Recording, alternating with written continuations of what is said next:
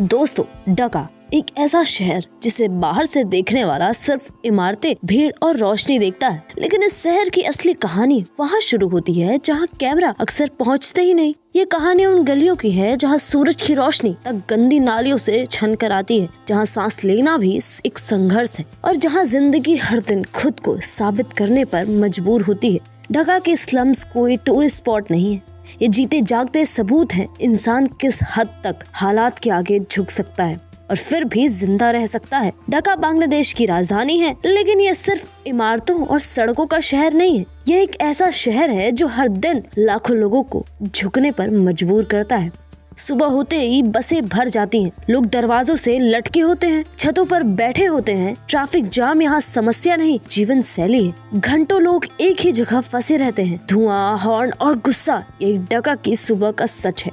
समय यहाँ पैसा नहीं, सजा बन चुका है। शहर के स्लम इलाकों में हालात और भी डरावने हैं। टीन की चादरों से बने घर, प्लास्टिक से ढकी दीवारें और कीचड़ से भरी गलियां। एक कमरे में पूरा परिवार रहता है, ना हवा, ना रोशनी, ना नीचता। खुले नाले घरों के बीच से गुजरते हैं, वही नाले बच्चों के खेलने की जगह बन जाते हैं। बदबू इतनी तेज होती है कि बाहर से आया इंसान मिनटों में उल्टी कर दे, लेकिन यहाँ के लोग इसी बदबू में सांस लेते हैं। ढाका के स्लम किसी शहर का हिस्सा नहीं लगते, वे किसी भूली हुई दुनिया जैसे लगते हैं। यहाँ कदम रखते ही सबसे पहले नजर नहीं, नाक काम करती है। सड़ी हुई गंध, गंदे पानी और जलते प्लास्टिक की बदबू हवा में तैरती रहती है। ये बस्तियाँ किसी योजना से नहीं बनी, ये मजबूरी से उगी हैं। टीन, कपड़े, टूटे बोर्ड और प्लास्टिक से जुड़े हुए ढांचे जिन्हें लोग घर कहते हैं। इन घरों की दीवारें पतली हैं, लेकिन इनमें रहने वालों की परेशानियां मोटी हैं। यहाँ सुबह सूरज से नहीं, शोर से होती है। पास के नाले में बहता गंदा पानी, झगड़ते लोग, रोते बच्चे और कचरा उठाने वालों की आवाजें, यही अलार्म है। जमीन हमेशा गीली रहती है, यह पानी साफ नहीं होता, इसमें इंसानी मल, केमिकल और सड़ा हुआ खाना सब मिला होता है। लोग इसी जमीन पर चलते हैं, बैठते हैं और कई बार सो भी जाते हैं। स्लम्स में जगह सबसे कीमती चीज है। एक एक कमरे में कई लोग रहते हैं, कोई बिस्तर नहीं, कोई अलमारी नहीं, जो भी है वही जमीन पर पड़ा है। बारिश आती है तो पानी अंदर तक घुस जाता है, छतें टपकती हैं, दीवारें गिरने लगती हैं। कई परिवार रात भर जागकर पानी बाहर फेंकते रहते हैं, क्योंकि अगर सो गए तो सब कुछ बह सकता है। यहाँ शौचालय एक सुविधा नहीं, एक संघर्ष है। कई इलाकों में सैकड़ों लोग एक ही गंदे टॉयलेट पर निर्भर है। बदबू और गंदगी इतनी ज्यादा होती है कि लोग जाने से डरते हैं, लेकिन मजबूरी और डर में से किसी एक को चुनना ही पड़ता है।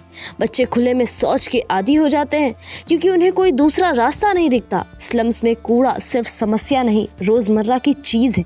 प्लास्टिक, सुई, मेडिकल कचरा, सड़ा हुआ मांस, सब एक साथ पड़ा रहता है। चूहे और आवारा कुत्ते इसी कचरे में खाना ढूंढते हैं। कई बार बच्चे भी वही करते हैं। हाथ कट जाए तो पट्टी नहीं मिलती, बस गंदा कपड़ा बांध दिया जाता है। इन स्लम इलाकों में पानी सबसे बड़ी समस्या है। पीने का साफ पानी मिलना किस्मत की बात है। लोग नालों के पास लगे पाइप से पानी भरते हैं, वही पानी खाना पकाने, कपड़ा धोने और कई बार पीने में भी इस्तेमाल करते हैं। बारिश आती है तो गंदा पानी घरों में घुस जाता है, चूल्हे बुझ जाते हैं, अनाज खराब हो जाता है और बीमारी फैल जाती है। यहाँ बाढ़ सिर्फ पानी नहीं लाती, यह डर और भूखमरी भी साथ लाती है। गरीबी ढाका में छिपी नहीं, यह खुली सड़कों पर चलती है। लोग दिन भर मेहनत तो करते हैं, फिर भी रात को भूखे सोते हैं। रिक्शा खींचने वाले आदमी की कमाई इतनी नहीं होती कि वह बीमार पड़ने का जोखिम ले सके।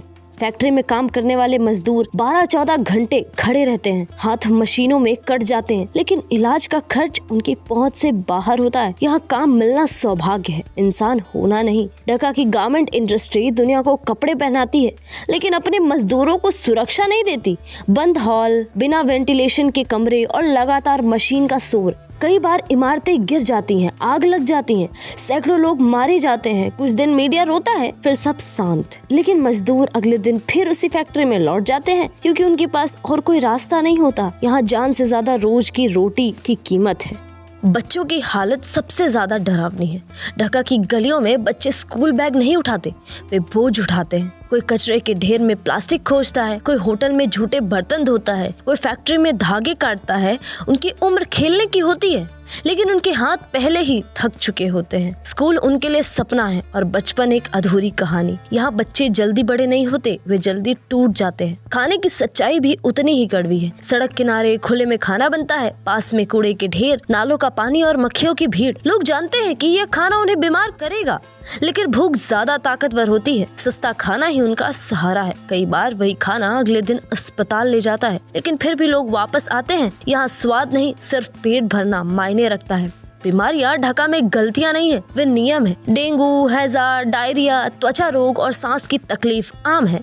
अस्पतालों में इतनी भीड़ होती है कि मरीज फर्श पर लेटे रहते हैं। सरकारी अस्पतालों में दवाइयों की कमी रहती है। निजी इलाज गरीबों के लिए सपना है। कई लोग इलाज बीच में छोड़ देते हैं क्योंकि पैसे खत्म हो जाते हैं। यहाँ बीमारी से ज्यादा खतरनाक गरीबी है। ढाका की हवा दुनिया की सबसे जहरीली हवाओं में गिनी जाती है। फैक्ट्रियों का धुआं, ट्रैफिक की गैसें और निर्माण की धूल आसमान को धूसर बना देती है। सांस लेना मुश्किल हो जाता है। बच्चों की खांसी कभी बंद नहीं होती। बुजुर्गों के लिए बाहर निकलना खतरा बन जाता है, लेकिन लोग इसके आदी हो चुके हैं क्योंकि शहर छोड़ने का विकल्प उनके पास है ही नहीं। यहाँ सांस लेना भी एक संघर्ष है। रात होते ही ढाका का एक और अंधेरा चेहरा सामने आता है। रेड लाइट इलाके, जहाँ गरीबी इंसान को बेचने पर मजबूर कर देती है। कई महिलाएं यहाँ अपनी मर्जी से नहीं आई। धोखा, डर और मजबूरी उन्हें यहाँ रोक कर रखते हैं। बाहर निकलने का रास्ता लगभग बंद होता है। यह एक ऐसी दुनिया है जहाँ इंसानों की कीमत बहुत कम होती है और उम्मीद लगभग खत्म। कूड़ा ढाका की पहचान बन चुका है। सड़कों पर कचरे के ढेर, जाम नालियाँ और बदबू। बच्चे उसी गंदगी में खेलते हैं। जानवर वहीं खाना ढूंढते हैं। सफाई व्यवस्था अक्सर फेल दिखाई देती है। बारिश में यही कूड़ा नालियों को बंद कर देते हैं और पूरे इलाके को डुबा देते हैं। यहाँ गंदगी सिर्फ दिखती नहीं, यह जी जाती है। अपराध ढाका में रोज की सच्चाई है। चोरी, झपटमारी और छोटे अपराध आम है। लोग डर के साथ जीते हैं। पुलिस पर भरोसा हर किसी को नहीं होता। कई बार आवाज उठाने से ज्यादा खामोश रहना सुरक्षित लगता है। इंसाफ अक्सर ताकतवर के पक्ष में झुका हुआ दिखाई देता है। यहाँ कानून कागजों पे है, सड़कों पर नहीं। इन हालातों के बावजूद लोग टूटे नहीं हैं। हर सुबह उठकर फिर उसी भीड़ में उतरते हैं। कोई मुस्कान, कोई त्योहार, कोई शादी का मौका, कुछ देर के लिए दर्द भुला देते हैं। लोग छोटी मोटी खुशियां पकड़कर जीते हैं, लेकिन यह राहत अस्थायी होती है। अगली सुबह फिर वही संघर्ष लौट आता है। ढाका लोगों को उम्मीद नहीं देता, लोग खुद उम्मीद बना लेते हैं। ढाका विरोधाभासों का शहर है। एक तरफ चमकती इमारतें और मॉल, दूसरी तरफ झुंगियां और भूखे पेट। यह शहर देश की अर्थव्यवस्था को संभालता है, लेकिन अपने ही लाखों लोगों को पीछे छोड़ देता है। ढाका बुरा नहीं है, हालात बुरे हैं। यहाँ के लोग कमजोर तो नहीं है बिल्कुल भी, वे बस लगातार थकते जा रहे हैं। यह कहानी ढाका को बदनाम करने के लिए बिल्कुल भी नहीं है। यह उस सच्चाई को दिखाने की कोशिश है जिसे अक्सर नजरअंदाज किया जाता है। ढाका सिर्फ भीड़, गंदगी और गरीबी नहीं है, यह इंसानी संघर्ष की एक कठोर मिसाल है। लेकिन जब तक सिस्टम नहीं बदलेगा, तब तक इस शहर में जिंदगी आसान नहीं होगी और यही ढाका की सबसे डार्क रियलिटी है। दोस्तों, जैसा कि हम सब जानते हैं कि बांग्लादेश अपनी कट्टरता पर अब उतर चुका है। वहाँ रह रहे हिंदू लोगों पर तमाम अत्याचार हो रहे हैं और ऐसा करके बांग्लादेश लोग खुद को सर्वश्रेष्ठ मान रहे हैं। पर शायद बांग्लादेश को पहले अपने देश के हालात सुधारने चाहिए, तब जाकर वह हमारे वतन से मुकाबला करे तो समझ में भी आए। दोस्तों, आपका इस बारे में क्या कहना है कमेंट सेक्शन में जरूर बताइएगा। ठीक है, फिर मिलते हैं अगली डॉक्यूमेंट्री के साथ। तब तक के लिए नमस्कार, जय हिंद, वंदे मातरम।